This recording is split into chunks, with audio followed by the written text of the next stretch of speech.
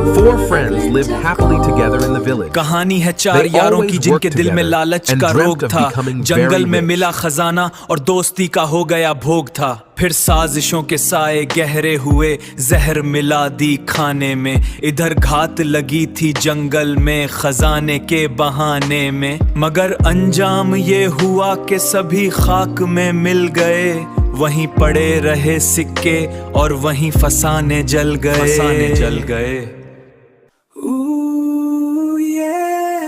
कहानी है ये चार यारों की, जंगल में बिखरे इसरारों की।